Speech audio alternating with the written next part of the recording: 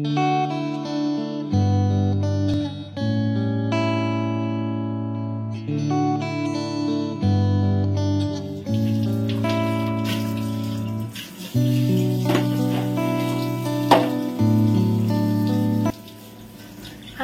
আলাইকুম, welcome to my channel.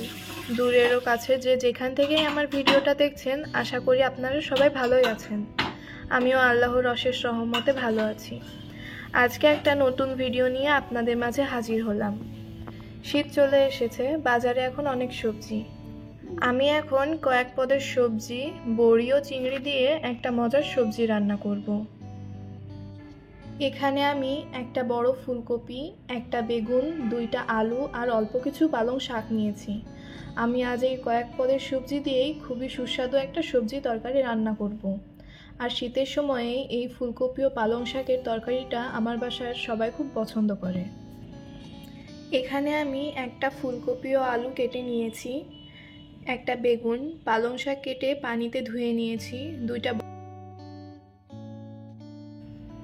5 কোয়া রসুন, 10টা কাঁচামরিচ, কিছু চিংড়ি পরিষ্কার করে ধুয়ে নিয়েছি, আর 10টা কলাইয়ের ডালের বড়ি। প্রথমে চুলায় একটি প্যান বসিয়ে সামান্য পরিমাণ তেল দেব।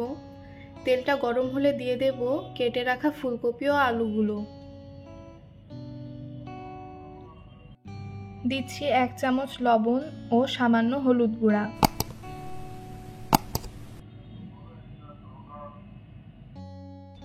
এবার সবগুলো একসঙ্গে ভালোভাবে মিশিয়ে নেব।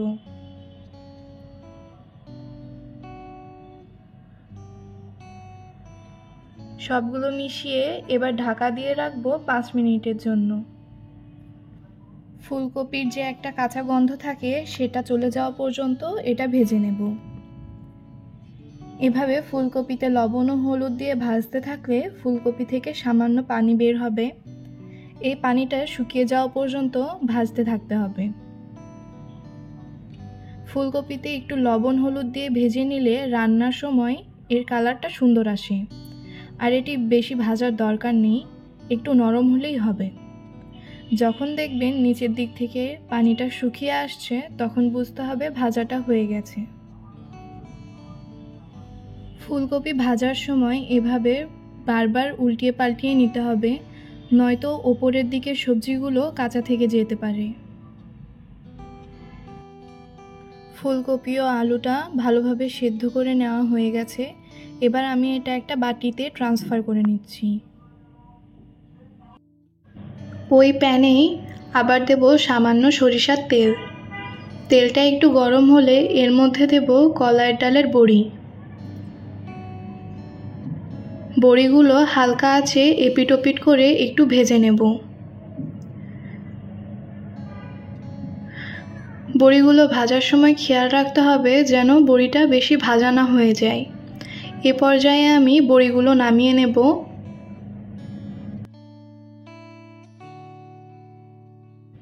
ওই প্যানেই আবার আমি চিংড়িটা ভেজে নিচ্ছি। চিংড়িতে সামান্য লবণ ও হলুদ দিয়ে ভেজে নেব। চিংড়িতে একটু সামান্য কালার চলে আসলেই নামিয়ে নেব।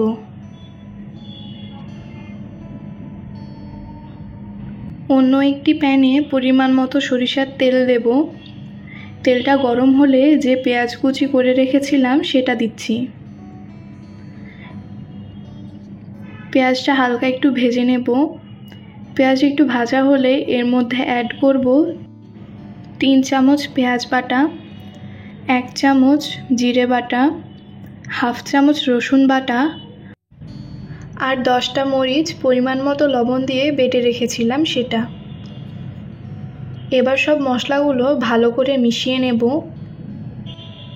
এবার এতে সামান্য পরিমাণ পানি অ্যাড করব যাতে মশলাটা পুড়ে না যায়।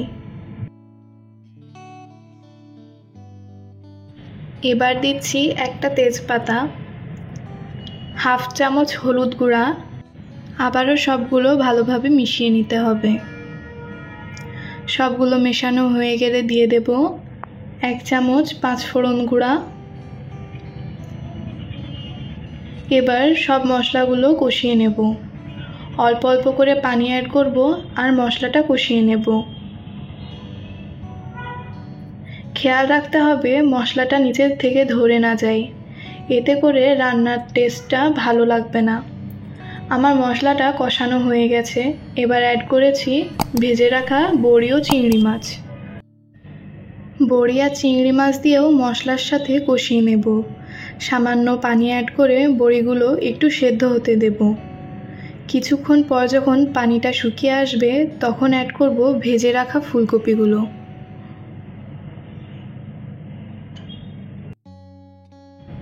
এগুলো দিয়েও ভালো করে মিশাতে হবে।